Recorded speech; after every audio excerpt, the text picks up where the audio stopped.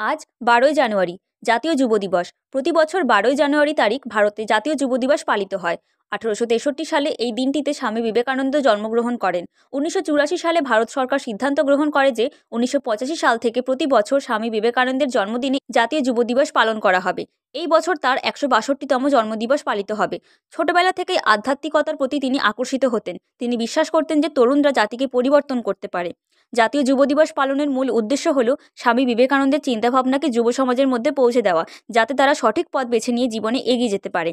তার আদর্শ ধারণা তরুণদের মধ্যে আত্মবিশ্বাস যাতে বাড়িয়ে তুলতে পারে ও যুব সমাজ যেন আমাদের দেশের গর্ব হয়ে ওঠে, তার জন্য এই দিনটি পালন করা হয়। এদিন স্কুল, কলেজ ও অনেক পাড়াতেও সেমিনার, ক্রীড়া প্রতিযোগিতা, বিভিন্ন সাংস্কৃতিক অনুষ্ঠানের আয়োজন করা হয়। সমাজের প্রতি তাদের দায়িত্ব সেটা বোঝানো হয়। তারুণ্য হলো স্বপ্ন দেখার, শেখার এবং অর্জন করার সময়। তরুণরা শুধু ভবিষ্যৎ নয়, তারা বর্তমানও। আসুন একটি উন্নত বিশ্ব তৈরি করতে তাদের ক্ষমতায়ন করি। ধন্যবাদ।